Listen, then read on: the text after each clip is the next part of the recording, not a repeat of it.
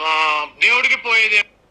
So ఇప్పుడు విన్నారు మరి మీరు ఇది ఇందాక మనకు సురేష్ గారు మాట్లాడారు. అవన్నీ ఆ రోజు మేము బయటగానే పెట్టునంటే మత కళాలు ఎలా ఉంటాయనేది తెలుసుండేది. సో మేము చాలా జాగ్రత్తగా సామరస్యంగా ఆ రోజు ప్రవర్తించామని చెప్పారు. మరి ఆ పార్టీకి సంబంధించినటువంటి మంత్రి ఆయన ఆ రోజు ఆయన మాట్లాడారు. ఏమేమి మాట్లాడారు? రథం పోతే పోని ₹1,00,00,000 పెట్టి తయారు చేస్తాం, చెయ్యి ఇరిగిపోతే ఏమైంది, ఆంజనేయ స్వామికి ఏమైనా కష్టం నష్టం వస్తుందా?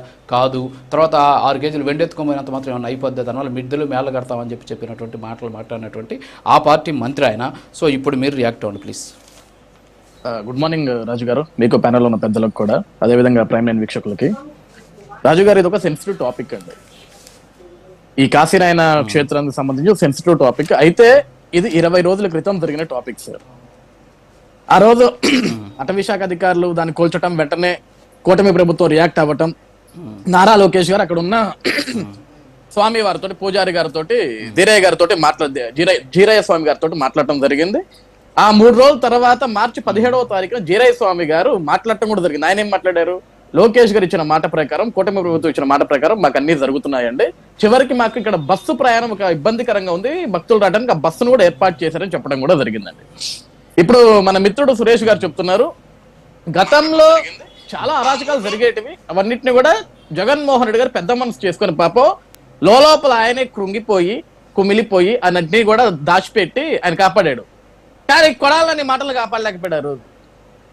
ఏమవుద్ది? చేయి విరిగిపోతే విరిగిపోయింది, తగలబడిపోతే తగలబడిపోద్ది, విగ్రహాలు పోతే విగ్రహాలు పోతాయి. ఎవడికి నష్టం? ఎవడికి నష్టం అంటే హిందూ ధర్మానికి నష్టం, హిందుత్వానికి నష్టం.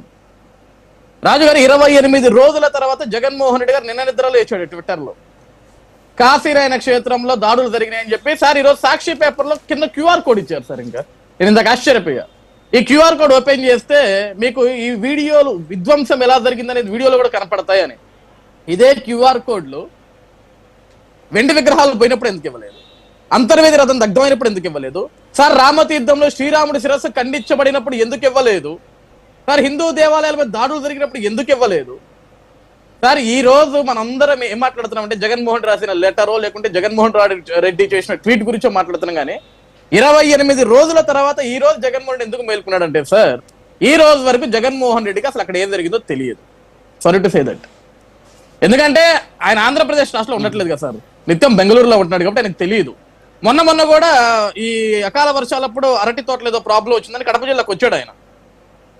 అప్పుడు కూడా దీని గురించి మాట్లాడొచ్చు ఆయన. ఆ జిల్లాకు వచ్చినప్పుడు రైతుల గురించి మాట్లాడిన తర్వాత ప్రభుత్వం ఈ విధంగా చేపట్టింది, ఈ కాశీనాయన క్షేత్రం ఈ విధంగా ఇబ్బంది పడిందని మాట్లాడొచ్చు. కానీ అప్పుడు కూడా తెలియదు ఆయనకి.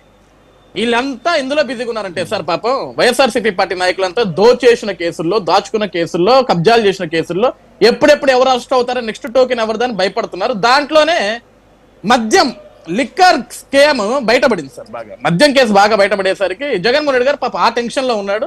ఈ టెన్షన్ నుంచి బయటికి రావడానికి ఆయనకి సజ్జల లాంటి వాళ్ళు ఒక సలహా ఇచ్చారు. సార్ మీరు అసలు మర్చిపోయారు, మన రాష్ట్రంలో ఒక దాడి జరిగింది సార్, కాశీనాయన క్షేత్రం మీద దాడి జరిగింది సార్ కూటమి ప్రభుత్వం, మీరు మర్చిపోయారు సార్, దాని గురించి ఒక ట్వీట్ వేయండి, జనమంతా దాని గురించి మాట్లాడుకుంటారు, మీ స్కామ్ గురించి ఎవడు మాట్లాడుకోండి సార్ అనగానే అప్పుడు లేచాడు సార్ ఆయన.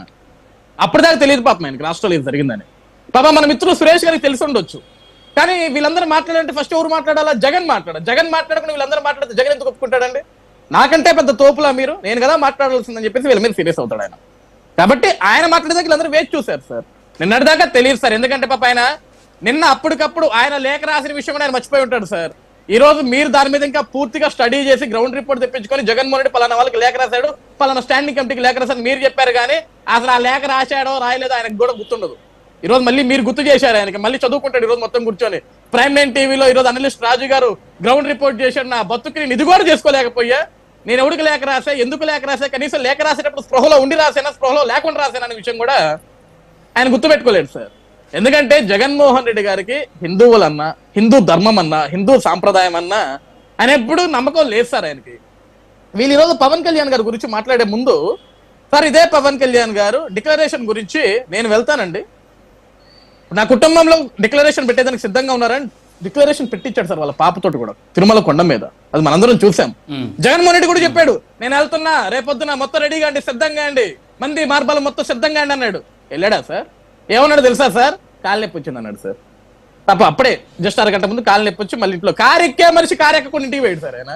కారు ఎక్కేటప్పుడు కొంచెం కాలు పెనుకుంటుంది, మనం కూడా దానికి ఏం చేయలేం, దాన్ని తప్పు పట్టలేం సార్. పాపం జగన్మోహన్ రెడ్డి గారి ఆరోగ్యం ఇంపార్టెంట్ మనకి సార్. ఎంత దౌర్భాగ్యం అంటే రాజు గారు, ఈ రోజు మాట్లాడుకునే దానికి కూడా అసహ్యం వేస్తుంది జగన్మోహన్ రెడ్డి గారి చర్యల గురించి. ఈ రోజు రాష్ట్రంలో నేను ఒకరిని ఉన్నా, నన్ను మర్చిపోమాకండి, నన్ను కూడా గుర్తు చేసుకోండి అని చెప్పుకునే దానికి పనికిమాలిన ట్వీట్లు.